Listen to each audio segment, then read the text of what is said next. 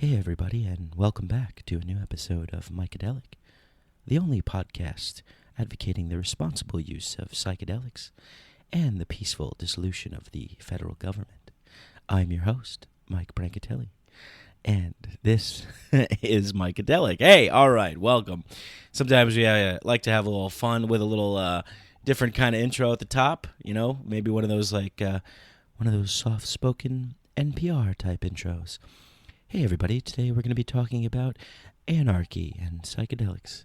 Well, we do talk about that a lot on the show, and if you're new to the show, welcome for the first time. This is a show that explores big topics and big ideas in our world with a psychedelic point of view, or a psychedelic mindedness, as I like to say, kind of more of a, just an open mind, really, is what that's all about, and a focus on cognitive liberty, the freedom to express ourselves and our minds, and kind of mental self-determination that we should all have, that we should have the freedom to alter our consciousness in any way that we see fit. And that's what this show is about, and that's why I like to have guests on the show that fit within that context, and today's guest is certainly one of those. Today's guest is Daniel Pinchbeck, author of the book How Soon Is Now? From Personal Initiation to Global Transformation. And very great conversation with Daniel. I just feel so grateful and so honored to be able to sit down with someone who I consider to be, one of the greatest thinkers and authors and revolutionaries of our time. The book that he's written is one of the most comprehensive pieces of work in terms of identifying all the problems that we face as a human species on this planet right now, and where we've been and where we are and where we might need to go. And so, this is really a very important book.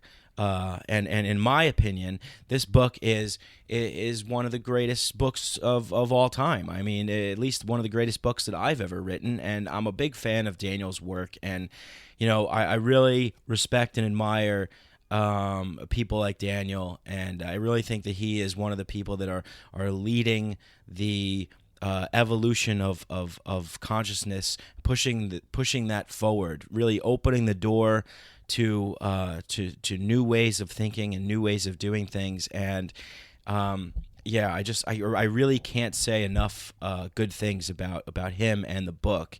He's a great guy, really nice. We had a great conversation, and his book really got me right from the get-go. You'll hear all about it in the conversation, but really, I mean, How Soon Is Now is the book we really need for our time right now. And I must say, it's one of these books that anybody can read. As long as you can read, you can read this book.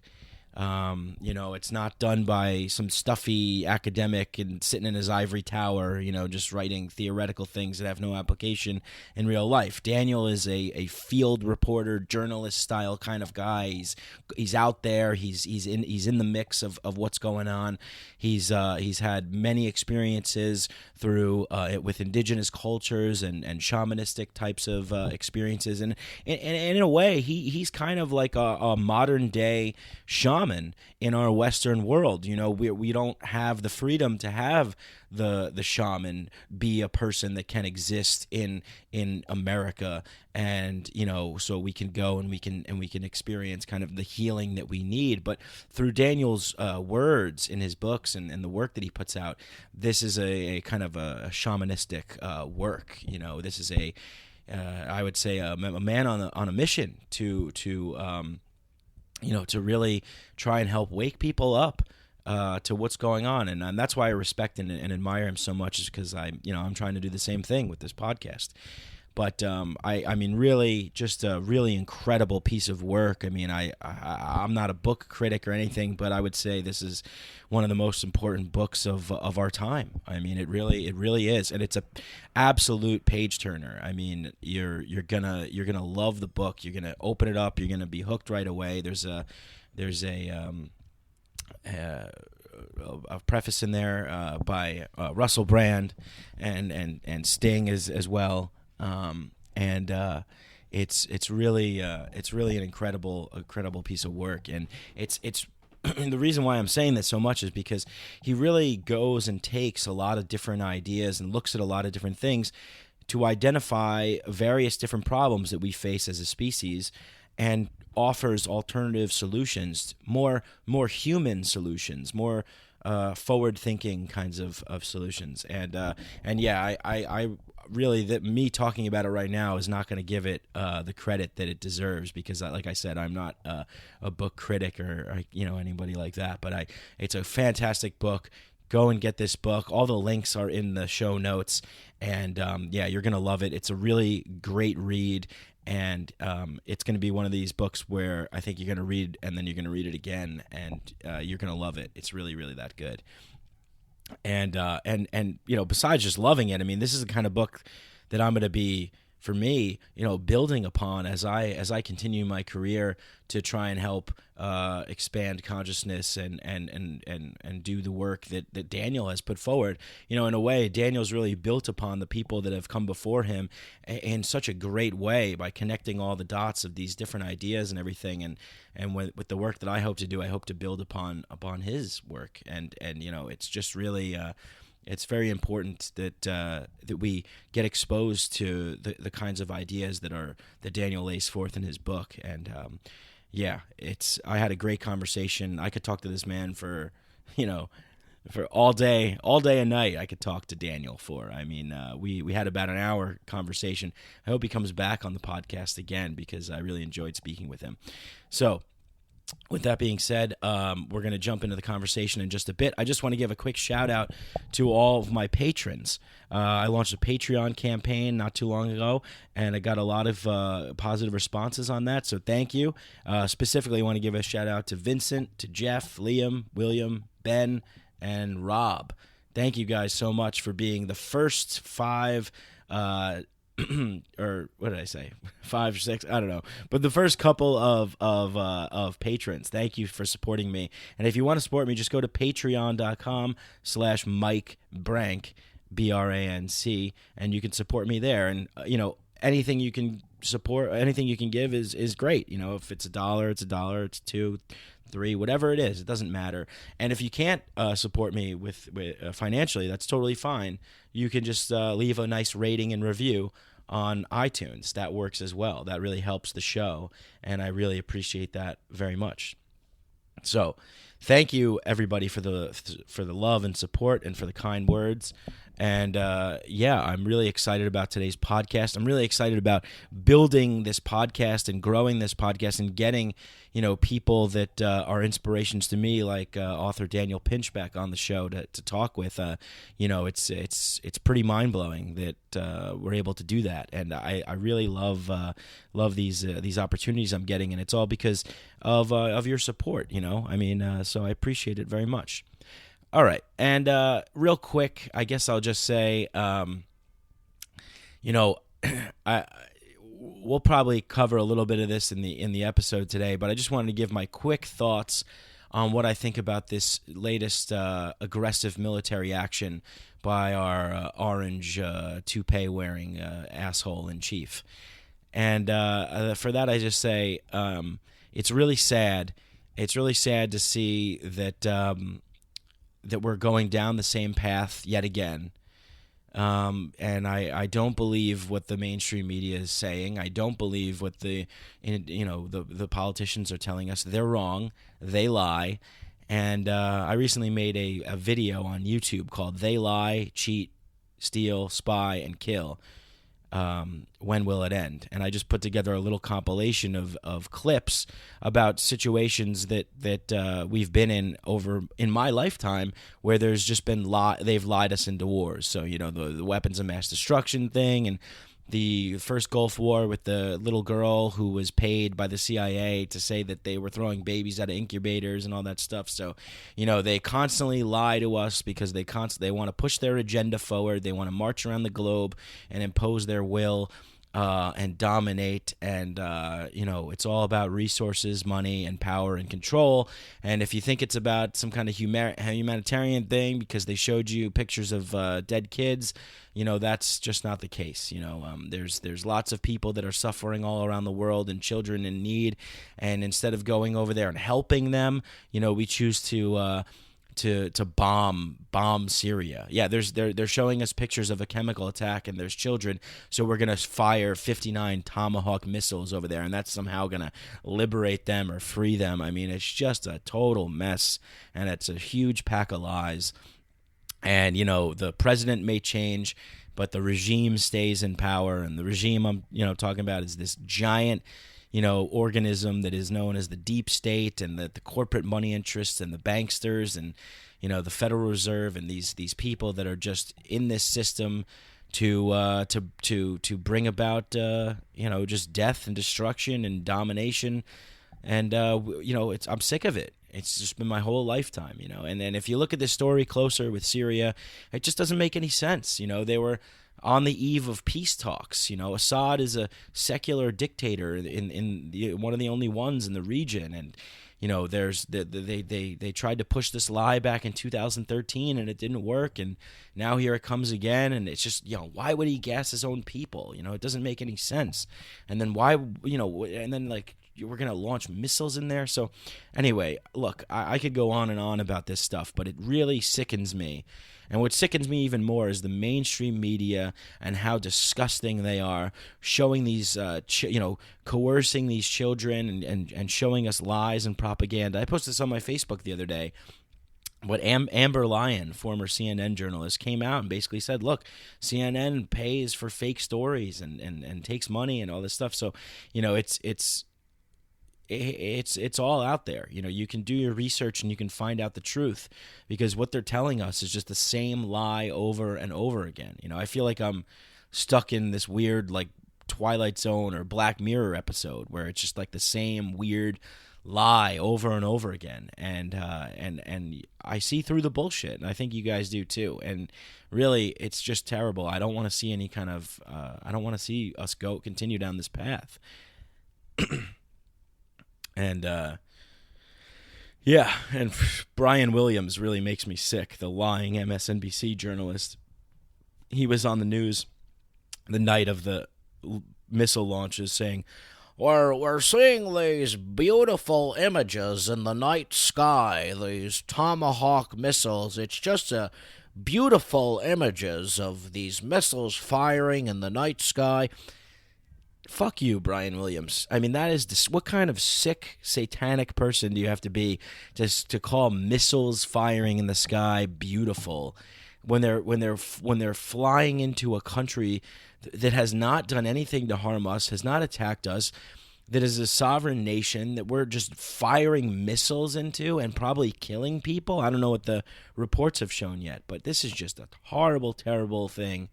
And They're lying to us. They always lie to us, and they're pushing their agenda forward, and that's all they care about. They don't care about us. They don't care about people.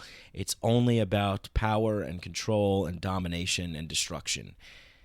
And yeah, it's very sad. But thankfully, we have revolutionary pioneers. We have people out there who are fighting the good fight, like author Daniel Pinchbeck, who is on this episode today, and with his book How Soon Is Now. The real revolution isn't going to be fought with guns and weapons. The real revolution is an evolution of the mind. And when you read Daniel's book, when you read Daniel's work, you will come to the conclusion that there's a new way of doing things. There's a new way of looking at the world. There's a new perspective to be had here, and that there is hope, there is a chance, and that we can win this battle if we're educated and if we're well informed, and if we come together and we work together to defeat these evil people that want to take us in this apocalyptic direction. Anyway, so without further ado, you guys, I hope you're going to love this conversation as much as I did, and please go support Daniel and his work, buy his book, and just check out all of his stuff. I mean, it's just a wealth of information and knowledge and wisdom. And, without further ado, Daniel Pinchbeck. Psychedelics are illegal not because a loving government is concerned that you may jump out of a third-story window. Psychedelics are illegal because they dissolve opinion structures and culturally laid down models of behavior and information processing. They open you up to the possibility that everything we know is wrong. We don't need new laws that control our consciousness and rigidly place it in a prison. Cognitive liberty. The fact that as adults, if we're not hurting anybody else, we should have the right to explore the contours of our own consciousness without any mediation or legislation on the part of somebody else. Reject authority. Authority is a lie. Or is it perception? Information is power, but we have to seize the opportunity. Welcome to a new episode of Mikeadelic. I'm your host, Mike Brancatelli. Today, very excited to speak with this guest. I have Daniel Pinchbeck with me, author of several books, Breaking Open the Head, 2012, Return of Quetzalcoatl, and his most recent book, How Soon Is Now, which we're probably going to be speaking in detail about today. Also, founder of the Evolver Network and Reality Sandwich, right? That's some of my credentials. Did I leave anything out? Other things. Those are good. Overall, good guy. Documentary that I made, the 2012 Time for Change, which is on YouTube. That one. And I had a talk show for a while on Guy MTV. And now I have, as we discussed, a podcast, How Soon Is Now, on iTunes also. How Soon Is Now podcast. Yeah, very good podcast. I listened to a couple episodes recently, so go check that out. And local East Village dwelling resident, which is nice. Haven. Yeah. I have a lot of friends all over the country, and they always ask me, "How do you live in New York? How do you deal with the stress and the tension of New York?" I don't know. It makes me feel maybe it makes me feel a little bit more alive. I don't know. What do you think? I mean, I'm from here. I feel like in Eskimo, this is my island. I was born on Manhattan Island, so I just tread up and down the island. Indigenous to the land. Exactly. Yeah. So I just finished reading your book, How Soon Is Now. How do you like it? Unbelievable. I really, from the first page, it really kind of, it's funny. It almost mirrors kind of my personal story as well, in a way, in a little bit of a different timeline. Wait, you're saying that you have a personal story? I have a personal story. Right. I have a little bit. I thought of it was personal... just me. It's so strange. Yeah, it resonated with me. But it was interesting because I'm reading it. And in the beginning, you talk about being at Burning Man. You tried to start a revolution at Burning Man, also. I tried to start a revolution at Coachella. Okay. Yeah, on LSD. Right, yes, that is exactly correct. Okay, very parallel lives. Yes, exactly. It was 2012, and it worked, right? You overthrew the dictatorship. 100%. And now people are celebrating all around the planet. We're holding hands across the world singing Kumbaya. It was great that you did that. Congratulations. But Daniel, I really felt I just felt a sense of connection when I was reading that, because I was like, I went through that exact thing. I'm at this festival. Everybody's coming together. There's life. There's energy. There's music. There's no problems. There's happiness everywhere. I'm looking at this. How about your bottled water? There was bottled water. But they had the refill stations, so those were right, good. Very good. I went to the refill stations, and they were selling them for $2. They weren't gouging you, so that was good. But yeah, I was like, well, obviously, this is human potential right here. This is we can do something here if we can get people together. But I think we all just we're on a lot of substances, and but not to say that that's a bad thing. But I did resonate with that, and I did connect with that, and then to read further on when you were talking about Sandy, I was here in New York as well. I was down the Lower East Side when Sandy hit, and I felt the same kind of thing that you were talking about with that. So immediately I was hooked That's awesome. into the book, and as you can see here.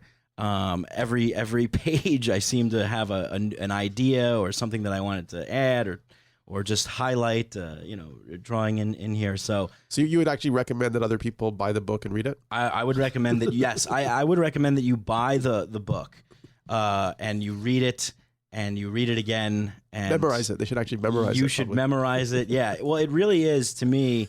It really is kind of the book that we need now in our time. Thanks. That's what I felt. I mean, it's been interesting. I feel a little obstructed by the mainstream media. Like I haven't been able to get a review in the New York Times or the English papers or whatever. So, but I felt the same way. You know, it took me 10 years in different iterations to finish the book. So, but I'm really glad that you appreciated it. Yeah, that could be an understatement as well. I mean, it's a shame that that more the mainstream kind of culture doesn't pick up on this sort of thing. And so I think we connected because I saw that you were on InfoWars, and you gave you wanted to talk about your book, and they gave you about a half an hour to do so, and I thought that was fantastic to reach a new audience. And I saw a lot of like people in the comment section like, oh, I can't believe like this. Why would this guy go on that? But actually, those somebody pointed out that a lot of those comments are probably trolls, like paid Russian teenagers or something, or bots or something. But yes, because a lot of them actually had a very identical syntax. And after a while, I began to realize, oh, like maybe this is actually some weird, intervention or something. It's a strange. So many weird things are happening right now. Yeah. We're in weird time. We're in this kind of weird matrixy kind of time. We are. Let's talk about that. Like, what does that mean? Give me, like, I guess the pitch of the times that we're in now, if you can. Well, I mean, I think that in a way, it's like the karma of America has come home to bite us on the ass. We've acted in a very arrogant and high-handed fashion around the world, and we've taken out democratically elected leaders in developing countries and created CIA coups and assassinations and so on, and we've done a lot of really terrible things to keep our resources and our capitalist system kind of marching across the planet. And now this is like the apotheosis of that system. We have somebody who purely represents self-interest and greed. And it feels like our comeuppance. Like either we, because there are other strains in American society. There's a, there was the American Revolution. There's a strain of liberation and democracy and civil rights and civil liberties and all these things. And now it's really a question of, what path are we going to take? Are we going to, allow ourselves to be marched into some type of, long-term neo-fascism where the voting machines are controlled by the extreme right? Or is there actually going to be like a people's uprising and a shift in the whole culture and consciousness of the country? Yeah, like we're at a crucial point, you would say. Feels like it. Yeah, it does feel like that. I was reading somewhere that the atom bomb and LSD were invented in a similar time period. Yeah, and then I might have read that in my book. Actually, I think I read about that in 2012. Yeah. The final solution, I was actually like Albert Hoffman, who invented LSD in the 30s. Then he was in Basel in Switzerland, which was also like a medieval center of alchemy in 1943, and he began to have dreams of this molecule. So he decided to remake it in the laboratory. He'd never done that before, and got some on his hands and had the first LSD trip. And I think the first intentional LSD trip was the same week they were doing the final clearing of the Warsaw Ghetto. So it really does feel like some strange synchronicity there. Mm-hmm. Yeah, and I really like this idea that that this is sort of kind of as you say, a planetary initiation phase, right? Well, I mean, we're unfortunately we're in a very distracted culture. Narcissistic culture. Trump is also a perfect, projection of the narcissism we see in the selfie culture and Instagram, all that stuff. And, somehow we have to rally to recognize that if we continue on this path, we're not going to have a future as a species on this earth. It's really unfortunate, but and I don't, at this point, I have to be honest, I'm not feeling, this week anyway, I'm feeling a little demoralized. I'm not feeling like we're going to make this, shift without a lot of maybe pain and suffering or but yeah, so for instance, like tropical forests are being cut down all around the planet. They provide 20% of our oxygen. We have more than 400 parts per million of carbon dioxide in the atmosphere. The last time there was this much CO2 in the air, temperatures were 4 degrees Celsius warmer and sea levels were 100 feet higher. So that's where we're trending, but it doesn't happen incrementally. In fact, there can be a bigger spike for a while. And at that point, when things get that much warmer, the plankton in the oceans don't want to reproduce as much, and they produce over 60% of our oxygen. So we're on the verge of asphyxiating ourselves on many different levels, and people still don't seem to want to, focus on the fact that we just can't, keep doing this juggernaut, this system.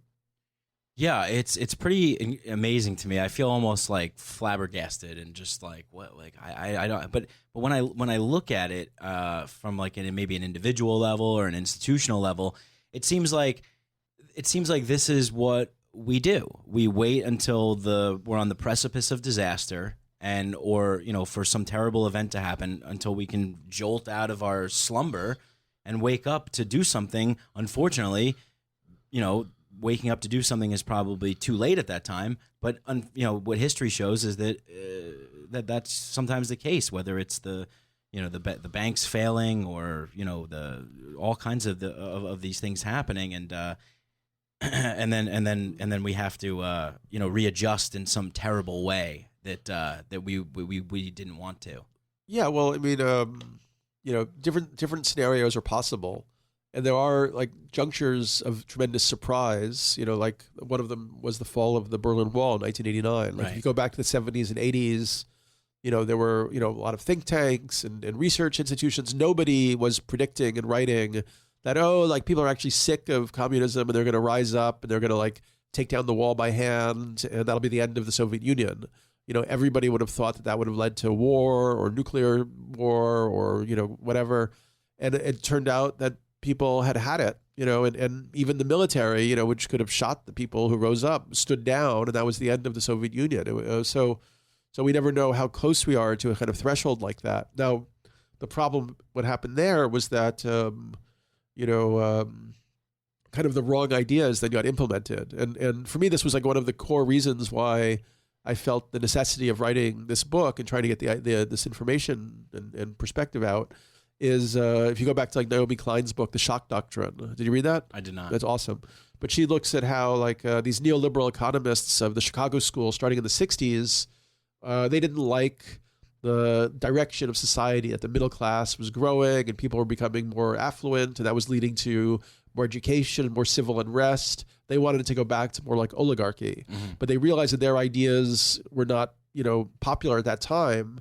So they said, okay, well, we've got to wait. We've got to prepare a whole network of think tanks and institutions. And then when a crisis comes, we can rush in. Milton Friedman, who was the head of the Chicago School of Economics, actually said this. He was like, when a crisis happens, the ideas that get applied are the ones that are lying around. So our job is to be ready for that opportunity. So when the Soviet Union happened, these right-wing economists rushed into all these countries and they said, okay, this is what you now do. You take all of your state-owned, collectively owned resources, you privatize them, you sell them off to the highest bidder, and that'll create the best society and the most affluence. So that's what they did, in fact. When we look at what's happening now with the people who are running our show, we can basically guarantee there's going to be systemic crises ahead. We don't know if it's 1 year, 2 year, 5 years, probably not further than that. Mm-hmm. So then what are the ideas? It could go more towards pure authoritarian fascism where borders are tightly controlled and the xenophobia and racism and all these things become more institutionalized. Or that could be the opportunity for a shift, an awakening, a shift in a different direction towards, equitable sharing of resources, focus on the health of the biosphere, transition away from, kind of the ideology that's still dominant right now.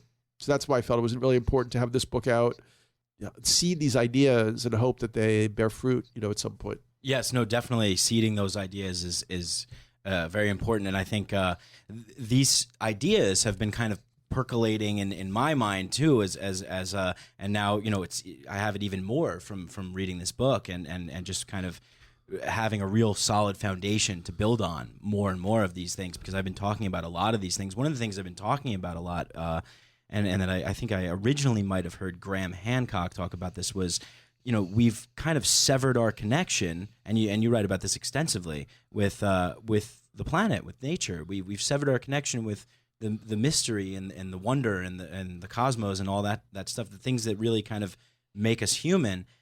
And we have no rites of passage for people anymore. Apparently, the statistic is the average American can identify less than 10 species of local and native plant and more than 1,000 corporate logos. Yeah.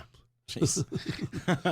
So yeah, it's like we've Poland Spring. All right. We've substituted this kind of artificial reality Right. for the nature. And I'm an urban person. I was from New York. Like it's kind of ironic. Like for me, this was like kind of a very like rational thought process to work through all of this stuff. And I'm not pretending to be like deeply connected to nature myself. But I see that this would have to become an alternative paradigm in a way. Yeah, and like you were saying before, we should have something ready to go for when a crisis emerges. So we have a system, or I don't know necessarily what you want to call it. Working prototype, for that will be radically different than these old thoughts that function within the system. Exactly, and it's not about being a Luddite or trashing what we've built. I mean, there are these kind of retro primitivists like John Zerzan who basically think we should go back to hunter-gatherer. That would be the preferable thing, but we're not going to do that. Without a huge die-off in the horror.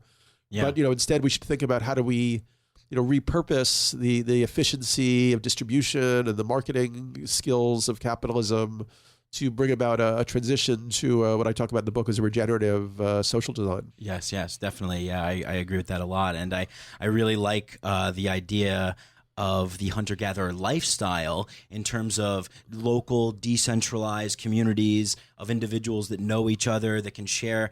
But let's take what worked best out of that and apply it to what works best today, right? And then we can maybe make some kind of global village that Marshall McLuhan kind of talked about, this nomadic retribalization of humanity. Exactly, right. Are you familiar with Stephen Johnson? He wrote a book called Future Perfect. Yes, in fact, I was friends with him many, many years ago, and I've looked at some of his work for sure. Yeah, I enjoyed that book, and I really think that is a good key ingredient to have, because we have the technology nowadays to connect with each other, to connect with like-minded individuals, and we can really use it to leverage these kind of, archaic ideas, what like maybe Terence McKenna would talk about with the archaic revival and things like that. Yeah. So I tried to offer kind of a comprehensive model of what that could be like. Oh my God! I mean, comprehensive. Yeah. I mean, you got everything in here. I mean, literally everything. Left out a couple things. What did you leave out? Well, public health, for instance, and education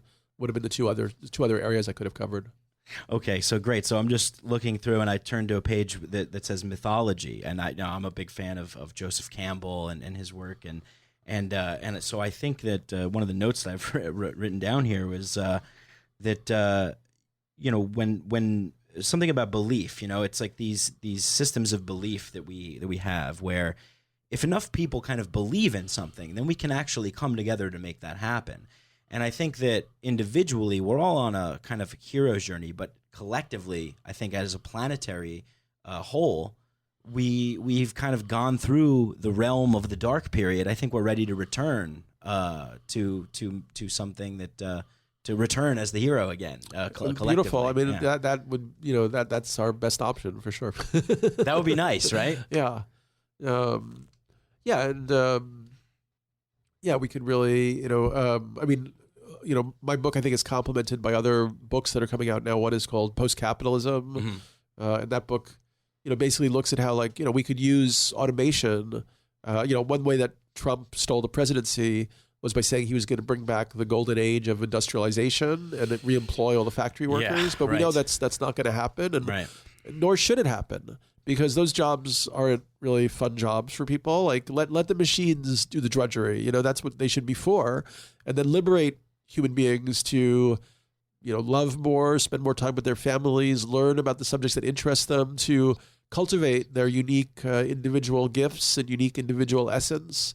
So in a way, the model would be towards it might take 20, 50 years to get there, kind of post-work society, where people, would maybe grow some more of their own food, be more connected to their local ecologies, but also, not have to struggle so much. It seems like we created all this industrial machinery and so on to take the burden off of being human, and yet everybody is in this anxious mode where they have to work more and more and so on. Yeah, it seems like, what's the point? We humanity has evolved to be these tool builders to make things a little bit more efficient for us to with the end goal of leaving us with more leisure time, what we enjoy to be human. But now it seems like we're just slaves to this giant system that seems to be just omnipresent. Like we're in this and matrix. Massively destructive and totally out of control. Yeah. And anti-human. And anti-human. And there's this sort of really, I think, kind of dangerous ideology, which is almost like a religious ideology of the singularity. Yes. Which has become, I think, sort of this underlying religion of like Silicon Valley and corporate, globalization and so on. That scares me. Yeah. I feel a little threatened by that and a little scared by that, with so many people buying in to this idea that we're just going to merge with machines and everything's going to be like super duper fantastic. I mean, we are already, in some ways merged with machines. Sure. Like even right now, we're merged with these microphones and headphones. Yes. Computer that's recording all this. Yes. I think this is serving us. Yeah, exactly. To our benefit. So we have to figure out the sort of subtleties of this distinctions of where we're crossing over and maybe like, feeding into, like becoming the slaves of the machine rather than, being masters of the machine and using it for our benefit. Yeah, I tend to kind of look at the institutions that hold power in our world as these kinds of run amok machines. We built them to make our lives better, and now we're serving them, and it doesn't make sense. And they keep telling us that if we have a phone, an iPhone, or if we have a Nike shoes or something, we're going to be happier, we're going to be better, we're going to Pepsi with the Kendall Jenner thing. I don't know if you saw that. It was absolutely disgraceful. She's so this commercial Pepsi ran recently. They put Kendall Jenner, one of the Kardashian whatever, and there's a commercial. There's protesters in the street, and then there's police, and she comes out with a Pepsi can. And she gives it to the police officer, and everything's all of a sudden magically better. The protesters come together, and the police come together. Amazing. I mean, it is just like you mentioned before with the neoliberal thing. It's like this neoliberal like concept of like hijacking this raw, real, truthful message of revolution and rebellion, and then repurposing it and packaging it into the system. I think you mentioned this in your book as well, referencing Slavoj Zizek. Yes. Well, I mean, I think that's definitely the power of sort of hyper capitalism. Right. Is an expert kind of system for assimilating resistance, icons, like energy, because anything that's resistant, expresses itself in like style or aesthetics or a new form of music, and then that becomes something that the machine that assimilates to sell more crap, and it's quite fascinating. And I guess like that was one of the questions that I've if there's a way to reverse the logic, the polarity, so that like the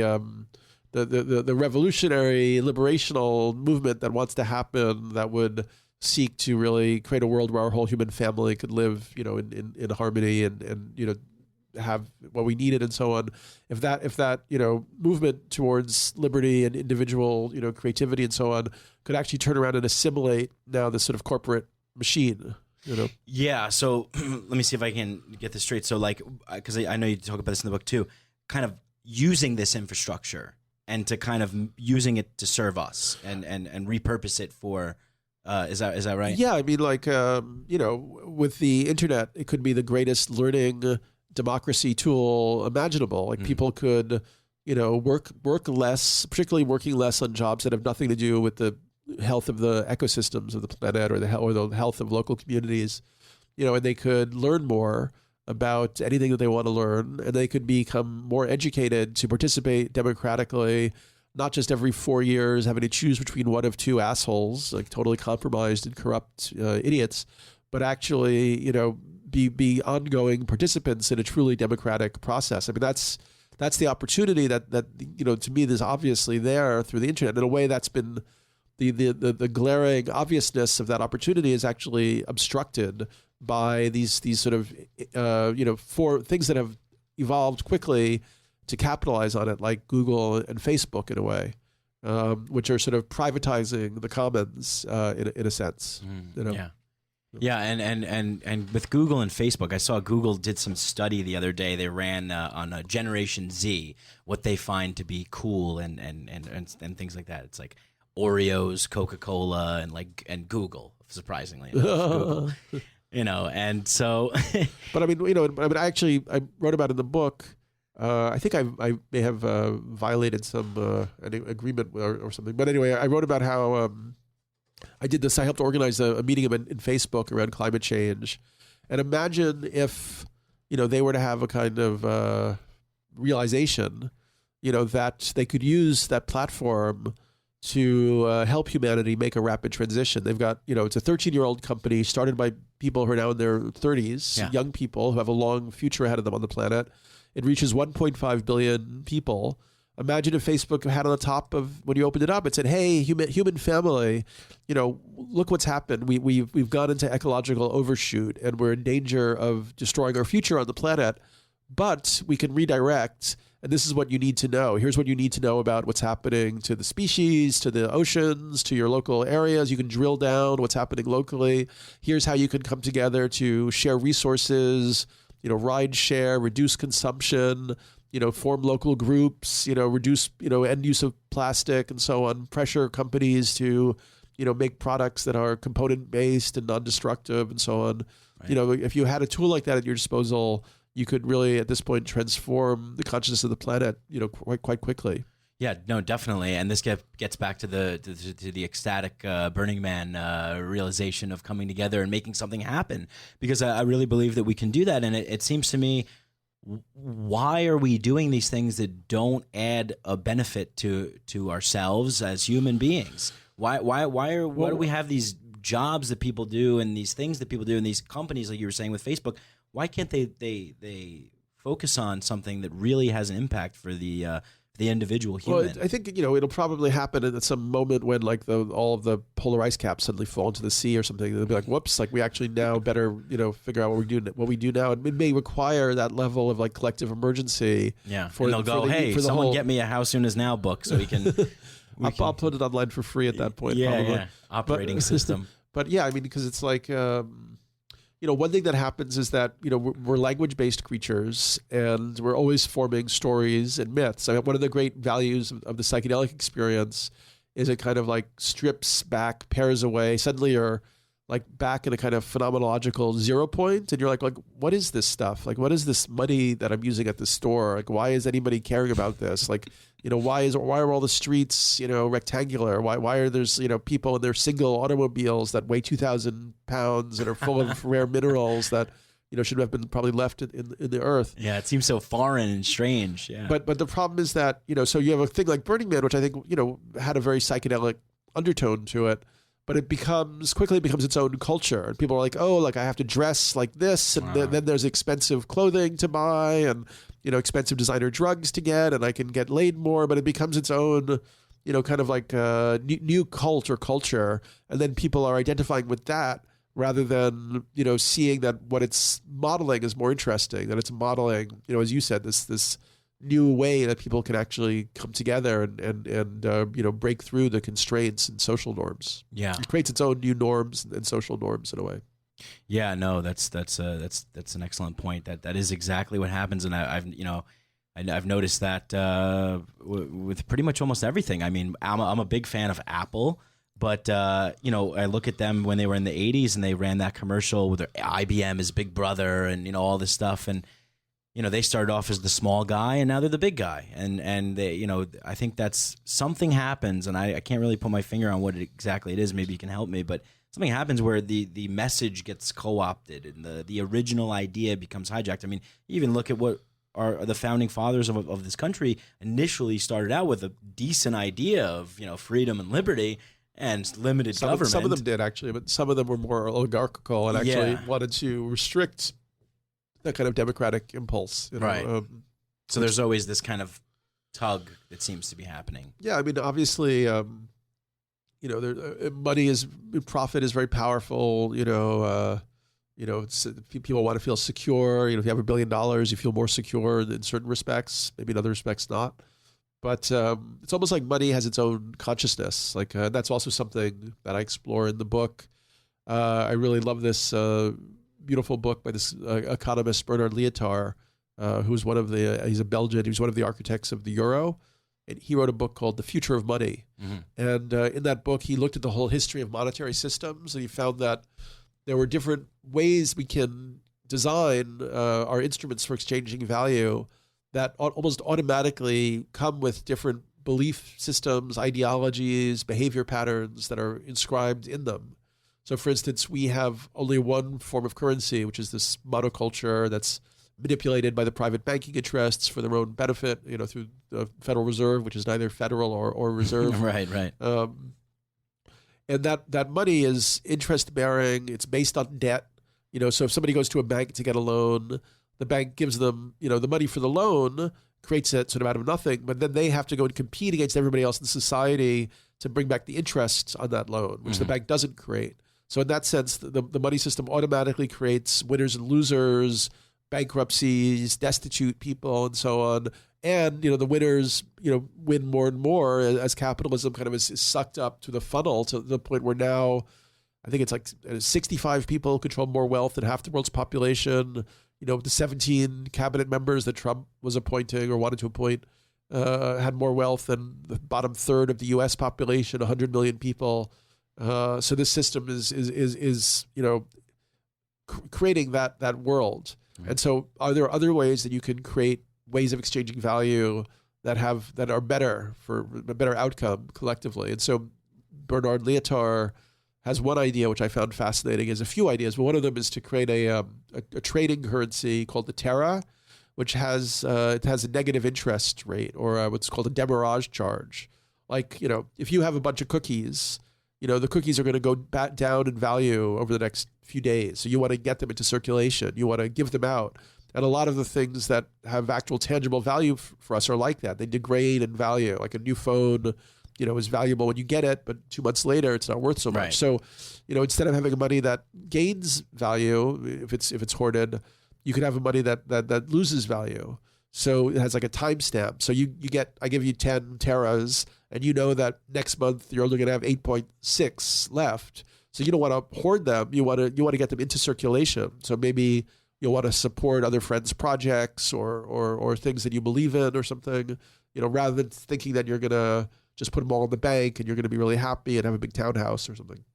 Yeah, no, that's I like that idea, and you really hit the nail on the head when you're talking about really when you break it down, because I find that a lot of people that I associate with to some degree kind of have almost like a negative image of money. It's kind of evil or something, and I don't think that's necessarily true. I think it's just a system of exchanging value, but I think we can do a little bit better. Well, it is. With exchanging actually, value. I kind of agree. That it is. I wouldn't say evil, but according to Lietaer, it's a what he calls a yang currency, and we don't have any yin currencies. So it's a yang is like the masculine aspect. So it leads to competition, hoarding. As I said, debt. Right. Bankruptcy. And the alternative would be to have another currency or other forms of currency or other ways of exchanging value that bring about different kind of behaviors. Yeah, the hoarding thing is definitely a problem, and I like the idea of the being kind of compelled to put value back into the world and exchange that with the Terra concept. Another one that's fun is friends might have a platform called Time Republic with a K, and it's a timeshare system. So like, you do an hour for somebody, like changing their light bulbs or whatever, and then you bank an hour from them, and then you can use that to have your kids looked after for an hour or something. So that's like another alternative. And, I mean, it's exciting what we're seeing with the blockchain, which is the underlying, platform for Bitcoin, but it could allow for other currencies to be formed that might actually have a similar impact. Like you could have a currency that's based on permaculture, agriculture, or something like that. So it actually, as people buy into that currency, they're buying shares into some network of farm cooperatives or something. Yeah, no, that's amazing, and I think that we really live in a great moment now where we actually have the ability to make these things happen through the internet, which is one of these great things where we can come up with these alternative solutions where, exchanging time and things like that, which is a fantastic idea. Or even what we're doing right now, like what you're doing. Like you wouldn't have had the tools to make this type of media that could reach, you don't know, it could reach 10 people, 100 people, 10,000, 100,000, that is really amazing also. Yeah.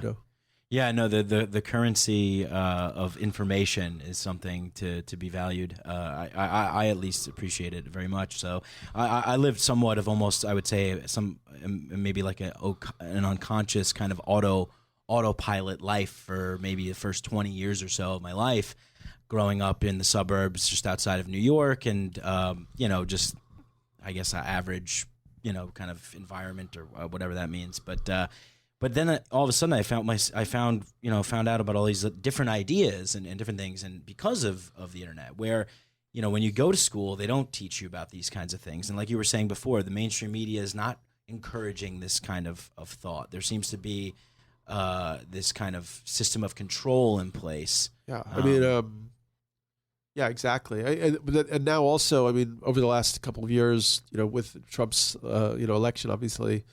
In particular, we're seeing also the shadow side of the internet and the new communications technologies, because they also allow for, kind of really horrible ideas to propagate, and ideas that we thought we never were going to hear about again, like Nazi ideas are now in currency, and it's really quite amazing how quickly that happened. Yeah, I think it's really. Your book is so aptly titled "How Soon Is Now," because I feel like it's really is almost a race to discover the best ideas. People are ready for something to happen. They want to change. So maybe they're gravitating towards some of these old bad ideas because they just don't know. Right, they don't have access. Right, exactly. They're choked off in a way from authentic forms of information, and they're aware that the government is corrupt. So they were given a choice between these two horrible candidates, and a lot of them were just like, fuck it, I'll just choose the one who's going to blow everything up, because I don't want this thing to go on anymore. And I really think that's what a lot of the Trump voters, were saying. A masochistic vote. It's not even masochistic. It's like, this is a fraud. Wealth is being more and more concentrated. Why pretend? Let's see if the system just blows up. It's so I think it's an outcry in a way. Yeah. Yeah. Well, speaking of blowing up, I mean, recent events of yesterday have really made matters even worse, as far as I'm concerned. With this attack in Syria and whatnot. This is something I feel very passionately about with the wars, and I mean, you can't even really call them wars, really. I mean, it's just a aggressive march across the globe for resources, and yeah, exactly. But I think that whole construct of war has changed in a way.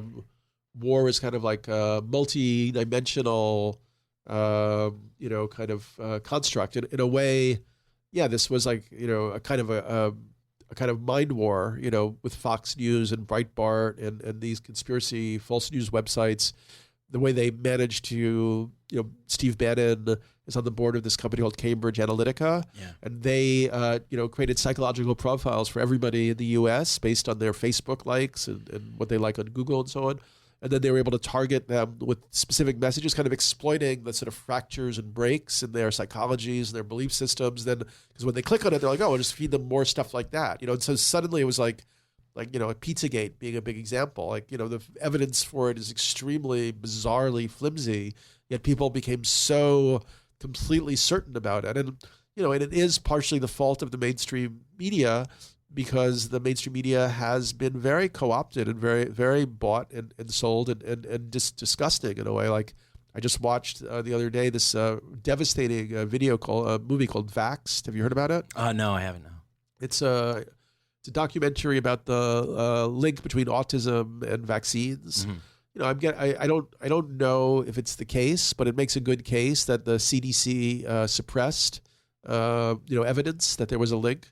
And the level of what's happening with autism is unbelievable. Like, there was didn't exist in the 1930s. 10, 15 years ago, it was 1 in 10,000 kids. Now it's 1 in 45 kids.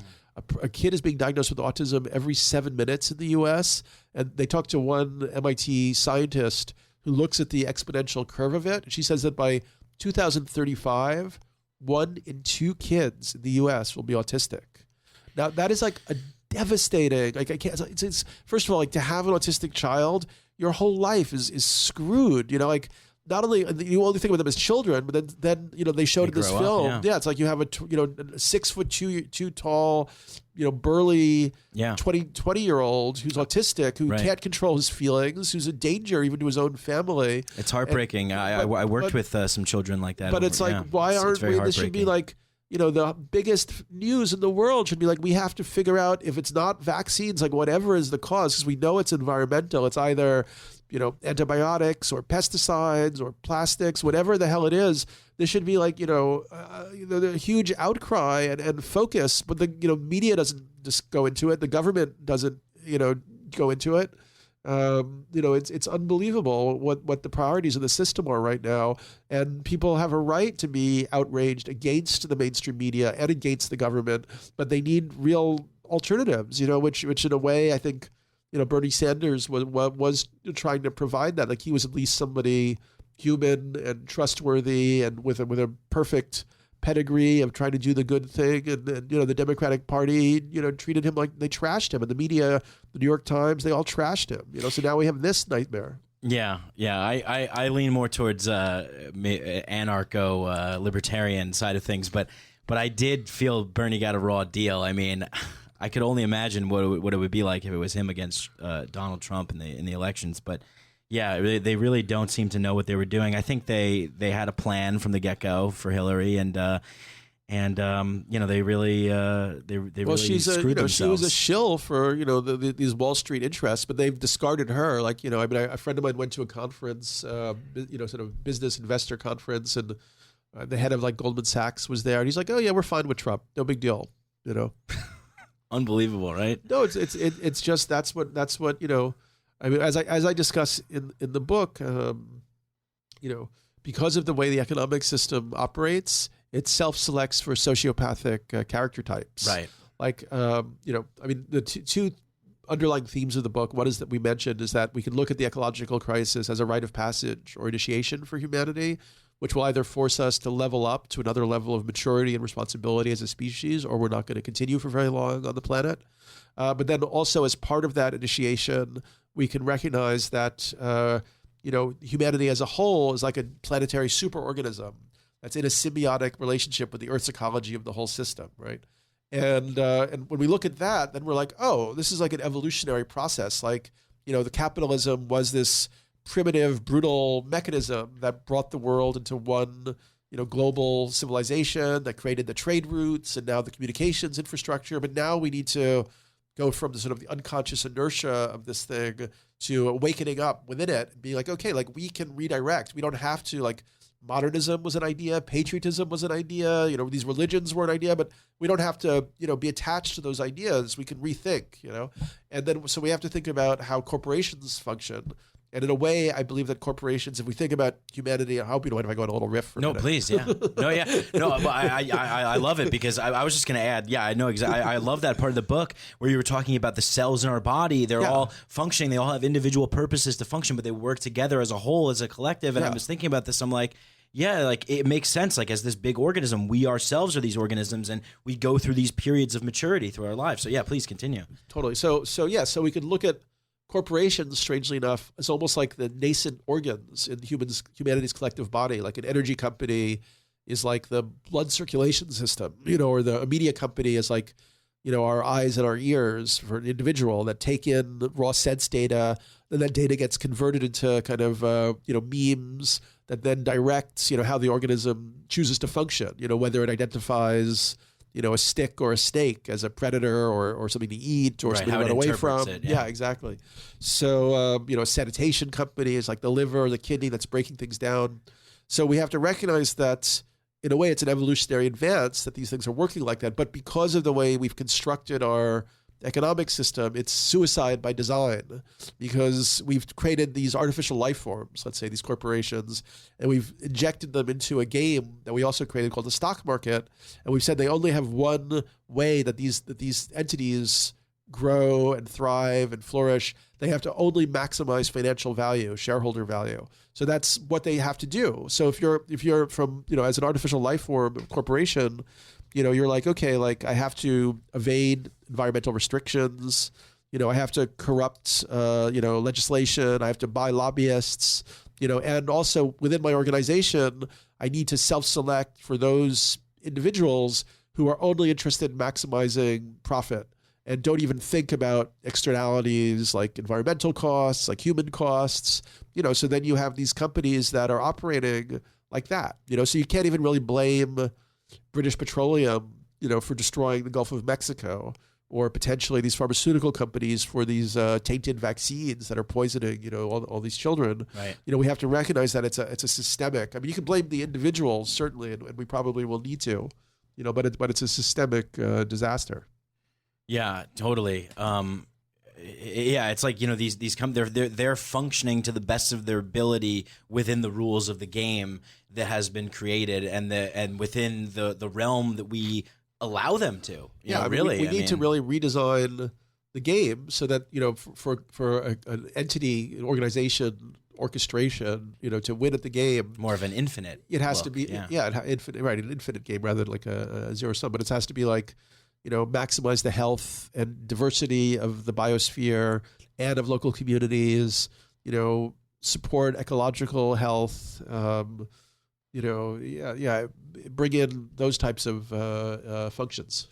Right. So we have these systems and these institutions and this operating on this higher level, people who we look to as leaders or whatever, and then we have people, just kind of common people who have their own set of beliefs and things like that. So it seems like we have a war on two fronts to win, where we want to redesign the system, we want to make the old model obsolete and then replace it with something that functions for all of us.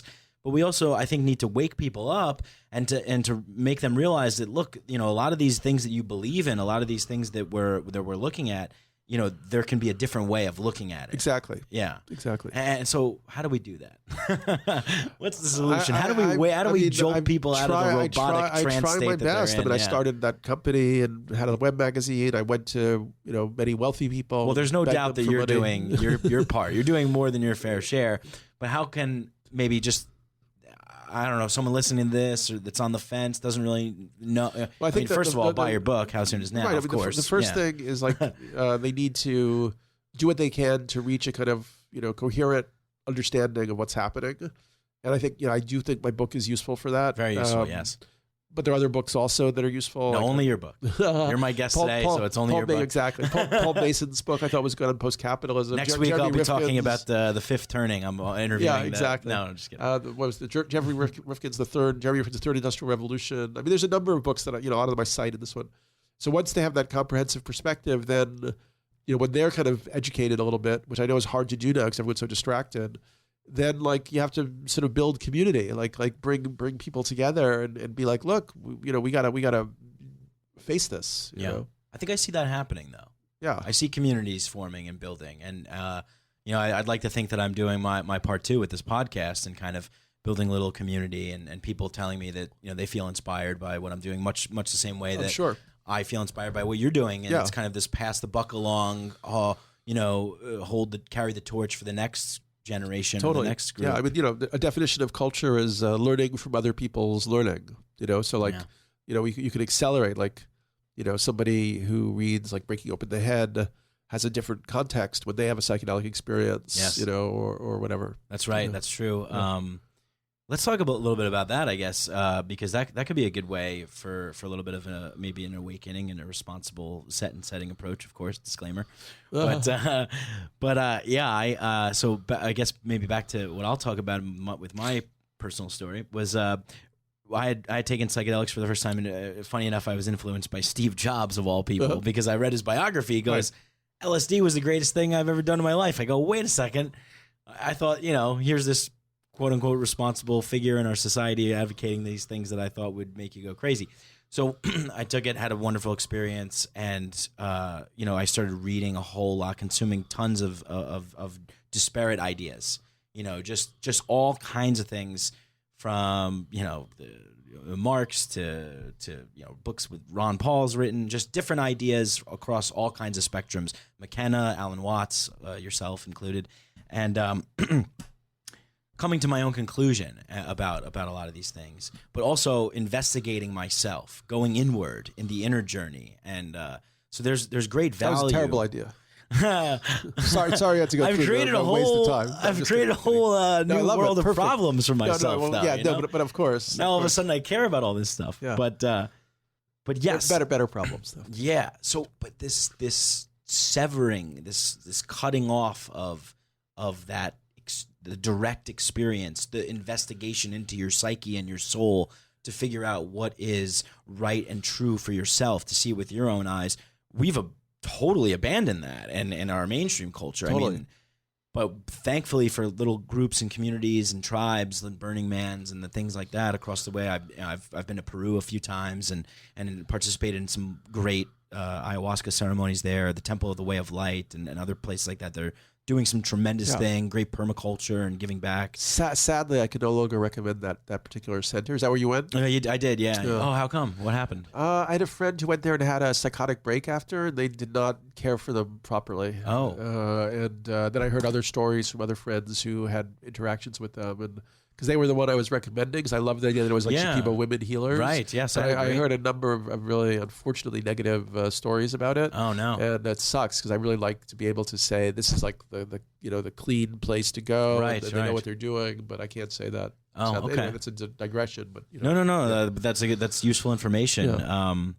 Yeah. I myself had the opposite. Many people did, and that's why I was recommending it. And then I saw what happened to this friend of mine, and it was so terrible. Would you feel comfortable recommending any kinds of places now, or? Well, it's a good question. I mean, I always think it's good to do your own research and kind of try and really come to something that works for you. But gosh, I don't really have one off the top of my head where I could say go here. Luis Eduardo Luna does some of this type of work. There's actually a really great new book called Ayahuasca Reader, which is an amazing introduction to the subject from a lot of vantage points, like anthropologists and visionaries and so on. But no, nothing's leaping to my mind at the moment. Okay, well, yeah. I mean, I had a wonderful experience, and it definitely, I think, was another life-changing event for me. But yeah, how did your life change?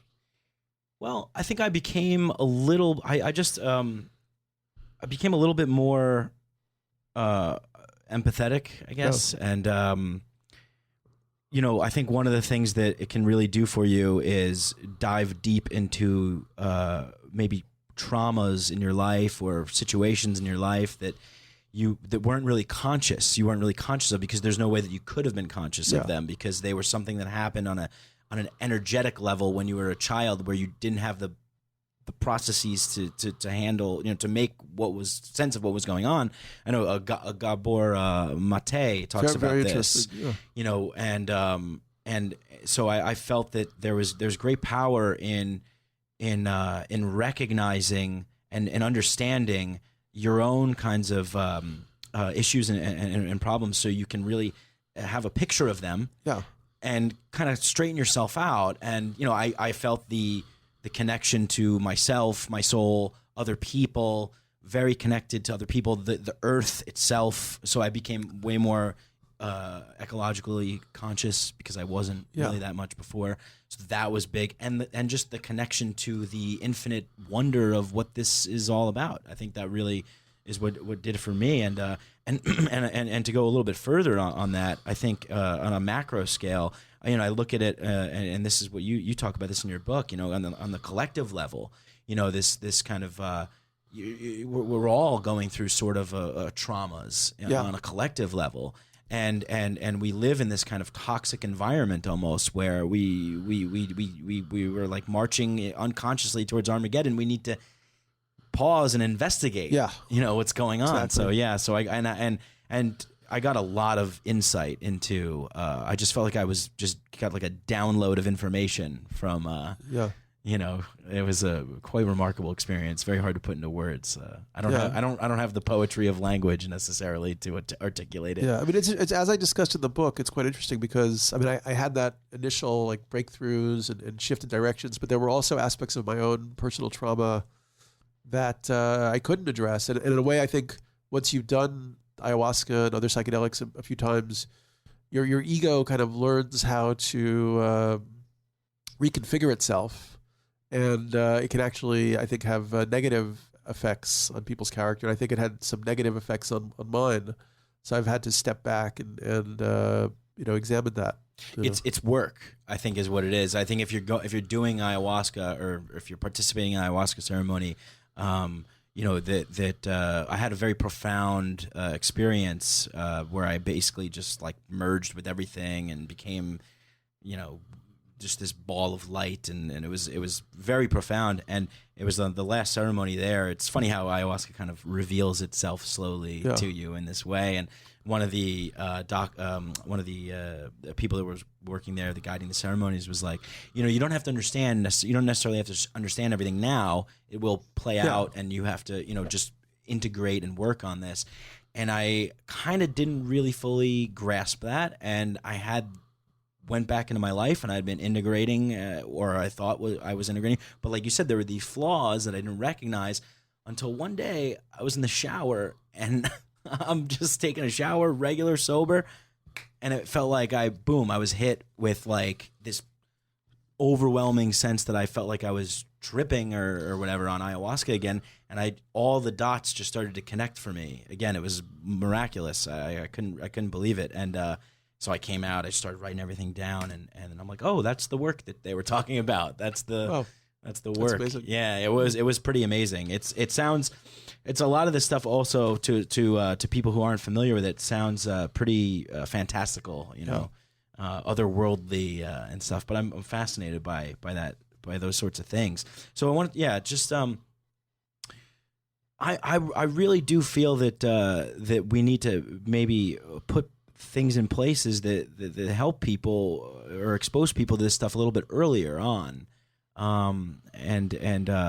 Your experience with psychedelics, that definitely has influenced you, and you talk about that in your book. Right, yeah, but maybe that was part of the problem. By the time I really explored it, I already had a lot of negative patterning. Yeah.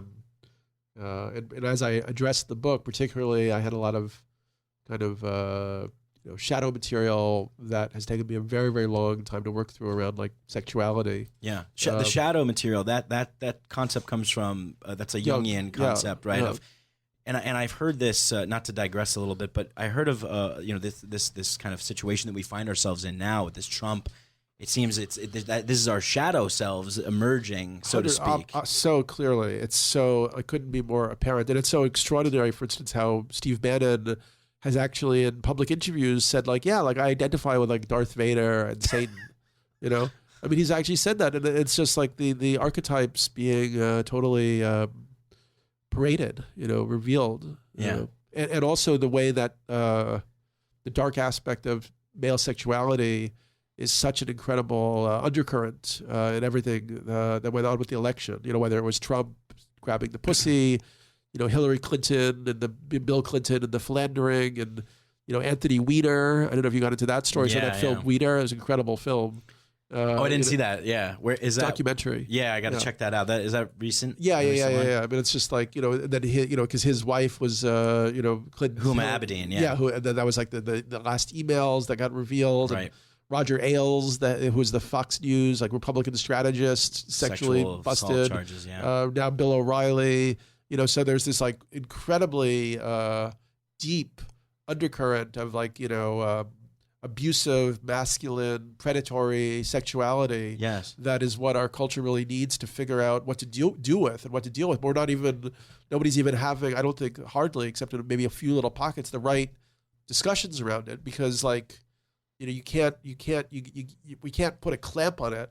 We actually have to figure out what is an alternative social design for human beings, because what is well, in the book I explored this community in Portugal called Timera. Yeah. I think it's obvious that one of the main reasons that many men seek wealth, fame, and power in our society is to have sexual access. Right.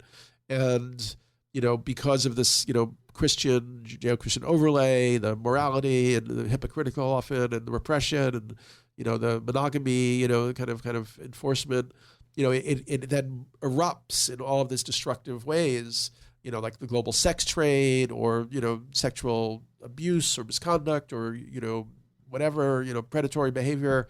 And we need to, but we're not going to be able to stop, men or even women for that matter, for wanting to have more erotic experience. Right. So how do we construct a healthy, a holistic model for society where their sexuality is actually recognized as something, valid, good, healthy, and it's given proper ways to express itself, not in destructive ways. And that's what this community in Portugal, Tamara, has spent 35 years trying to figure out. It was started by these German leftists, thinkers who tried to figure out in the 70s why like all the utopian movements of the 60s ended up failing. And they began to realize that it was actually these unconscious areas around love and sexuality that led to envy, jealousy, possessiveness that broke apart these communities and movements and so on. Right. So they felt that they had to incubate like a new model for how human beings could be together. And so they developed a model for community that's based on non-possessive, transparent, authentic relationship. But it's like a rigorous thing. Like they have these gatherings called the forum where people go into the center of the circle and talk about all of their interrelationships with everybody else in the community. Interestingly, the older women are kind of like the glue who hold the social structure together, and younger people will have like an advisor. Like you can go to your advisor in the community and you can be like, I'd really love to have sex once with somebody and I'd be wearing a blindfold and I would never even know who that person was. And then if they think that's healthy for you, they'll actually try to like set that up for you, or you could say like, oh, I'm like too shy to go up to this woman, but I'd love to have like sexual contact with her. And they can, either contact, see if she's interested or say, oh, she has too many people, involved with her right now. Why do you think why do you think about this person instead? Yeah. So to actually recognize that it's like totally normal, healthy, but it's the guilt, the shame, the frustrations around it have created this monstrosity that we're in. Yeah, it's a shedding of this cultural construct that we seem to have imposed our will on people. Not we, but this kind of puritanical, bullshit that we're talking about. And I noticed that you referenced Dr. Christopher Ryan, Casilda Jetha, the authors of Sex at Dawn in your book as well. Have you ever spoken with him? Actually, I just met him in LA. I did a podcast with him too. Oh, you did? Yeah. Oh, great. I didn't even nice. put it out yet. I got to check it out. Oh, you were on his show? Yeah. Okay, fantastic. Well, I'm looking forward to checking that out. I think he's a great thinker and great author. I really liked him a lot. Yeah, I agree. And that was another kind of mind opening book. His book on Sex at Dawn. breakthrough book for sure. Yeah. Definitely. Yeah. And it seems like these things seem almost obvious when you really talk about it. It's like, well, yeah, like what's so wrong about exploring sexuality in a healthy way, in a transparent way? But our culture seems to demonize it and kind of section it off to these like these kind of like taking and aggressive functions where girls are sluts and then there's all this stuff and. It doesn't seem so healthy. And then on the other hand, we have like the Tinder and this kind of like instant hookup culture, like junk food sex. Yes, junk food sex, right? Yeah. It is. It's and it seems like to me, it's just like we all definitely the ideas that you talk about in your book and you explore in your book here is it seems like we all want these things on a deep, real level on a. Yeah, and if we had them, then we wouldn't be so destructive because we would be satisfied. We wouldn't be trying to fill the void. Right, fill the void with exotic, expensive vacations or new cars or selfies. Yeah, exactly, exactly. Yeah. So do you have hope for the future, or? As I said, I'm feeling a little demoralized right now. When I talk to you, you mentioned that. You said you were feeling a little demoralized. What was that? Was it specifically related to something? It's just the fact that I really believed that I did everything I could with this book to, make it pop in the culture. I got Russell Brand and Sting to write for it. I was really careful about the design, and really thought through. I wanted it to be like an upbeat, kind of vibe. And I've just been totally like shut down by the mainstream media in a way that's not allowing the book to reach the public. Well, I think that tells you that you're onto something. It tells me that it's onto something, but it's, it's unfortunate. It's painful. And like I used to work in New York media, so I know tons of people who write for the New Yorker, New York Magazine, and places like that. And I probably wrote on Facebook, as I was still connected to all of them from 20 years ago. I wrote probably like 80 top people. I was like, look, I have this book coming out. I spent 10 years thinking about it. Even if you don't agree with everything, if you could just take a few hours. I mean, I sent them galleys, I sent them PDFs, I sent them finished copies of the book. Not one of them has read the fucking book and written to me and said, oh, like, I hated it, I liked it, I cared about it. And at that point, I'm just like, wow, this is like really like an entrenched situation. Why do you think that is? I think that partially I'm in a category for them where, like, because I wrote about psychedelics and mysticism and even like crop circles and aliens, they're like, he's dismissible, And Rolling Stone, did this takedown of me years ago. That was kind of like the cultural marker of how the mainstream perceives. And so, for the, what people, because there's so much information around, people quickly create these categorizations. They're like, oh, he's crackpot, dismissible, bullshit. So I don't ever have to think about him in any way, about anything that he ever says being of any value whatsoever. But it is like, it's truly fucking painful right now. Yeah, well, they are missing out because I gotta say, I mean, and the design is great. I mean, I love the hardcover book idea. You even have these yellow but anyway, that's pages what I'll get over it, but it's a little demoralizing at the moment. Yeah, I mean, I'm sorry to hear that, but I mean, I'll tell you right now, I'll do everything in my power to promote this podcast out and help get this book out and spread this message, because I believe that this is something that is real and true and raw and that is maybe a little bit difficult for people. It's obviously to handle, difficult, but and it's not like I obviously don't expect people to like agree with everything in the book, but sure, you can't even have a discussion if they won't even let you express a point of view. Yeah, right, exactly. And I feel all of these different like obstructions and blockages, like because I took psychic experience and psychedelics seriously, I've been totally banned from like the universities, the academies. I can't do anything there. I'm banned from like the mainstream media, So then I count on, like, I felt like, InfoWars, like, yeah, like I at least there was like an open mind, Right, exactly. Yeah. And I saw that and I thought, I was like, look, there's probably people watching this right now. I loved her. She was great. Mcadoo was her last name. Yeah, Leanne cool. Mcadoo. Yeah. That I thought it was, that is what we need more of. We need more of those kinds of conversations. Obviously, there's a disagreement there. Obviously, she disagrees with you, and you disagree with her on certain areas of things. But you're able to come together, have a civil conversation, promote your book, talk about these ideas. I would love to do that with Alex Jones and see where we got. Alex Jones is right here. You can talk to me right now, Daniel. No, it's not about Alex Jones. Daniel, let's get to the bottom of this. The global elites want to ruin the planet. We got to stop with me and you, brother. Yeah, I've been doing that quite a bit. Yeah. Well, we should let's do a fake Alex Jones podcast. We can totally do that. That would actually be. I think it's a good idea. That would be a nice little troublemaking thing to do. I would be a part. I would definitely do that. I have with me Daniel Pinchbeck here, folks. Author of How Soon Is Now. Very good. I'm impressed. Yeah, I can. I have fun with that one. Yeah. Well, yeah. Look, we're heading up on an hour here. I mean, I didn't get to all my note cards. But, you want to hit one more? Was there an essential? Should we? I mean. Okay, I don't know. I mean, I just randomly popped this one. I wrote agriculture and the beginning of slavery. Yeah. I don't know why I wrote that, but it's in here. What do you think about that? Yeah, well, I mean, as I said, I look at the situation as an evolutionary process. I think that we had to get to this crescendo point at some point. But yes, agriculture had a lot of very negative impacts on human beings. I mean, it actually made people's nutrition much worse. Like hunter-gatherers were a lot healthier. It created the surplus that then led to cities and then led to empires and monarchies and so on.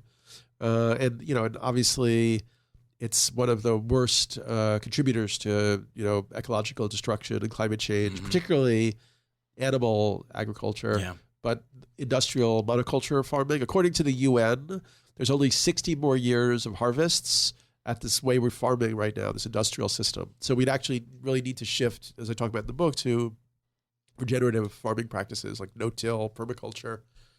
And that requires a sort of change in our operative ideology, because the ideology of the last 150 years has been like, oh, the countryside is boring. People are rubes. We want to get them. They come to the city. It's more exciting. They work in advertising agencies or doing like light manufacturing, and it's much better for them. But now we need to like step back from that and be like, okay, well, actually now what we really need to do is retrain people to have to do farming in a way that's restorative and repopulate these rural areas and break up these industrial monocultural farms, which are destroying the topsoil. And in terms of animal farming, we need a radical reduction in the amount of meat consumption, like even a moratorium on it for a while. I mean, apparently 30% of the Earth's surface is animal grazing land, so that would be 30% of the surface of the planet that we could then reforest.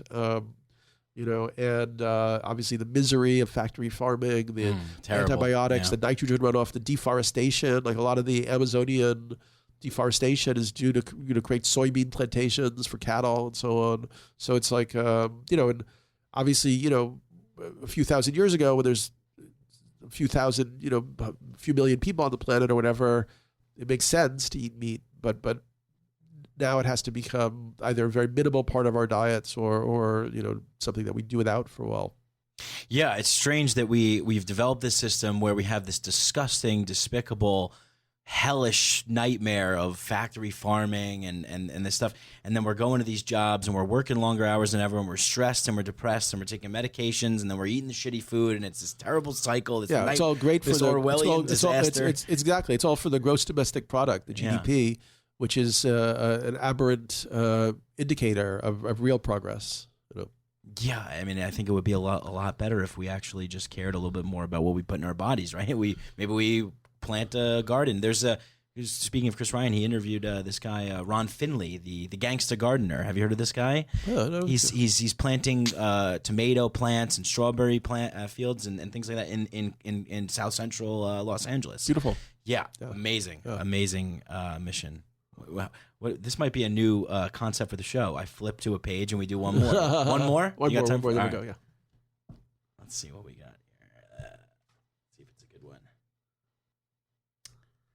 We have a tendency to look at the world as inanimate objects, plants, and nature under our thumb, that we somehow control it. Okay, so psychedelics help you with the connection to the environment.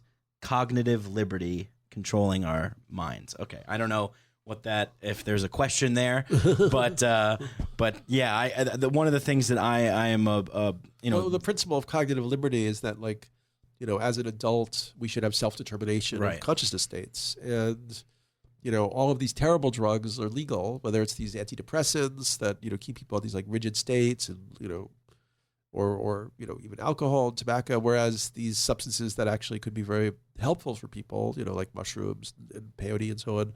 We're seeing the lessening of the restrictions around marijuana, which is obviously very good. So we deny people. Cognitive liberty should be an essential human right along with the other ones. There you go. That's what this show's all about, folks. Cognitive liberty, freedom for everybody, and a new path forward. So, Daniel, thank you so much for taking the time. It was a good chat. I really enjoyed talking with you. Yeah, likewise. Yeah. And maybe we'll be able to book Alex to speak with you sometime soon. So yeah, go get the book, guys. How Soon Is Now, Daniel Pinchbeck, From Personal Initiation to Global Transformation. Thanks so much. Thank you.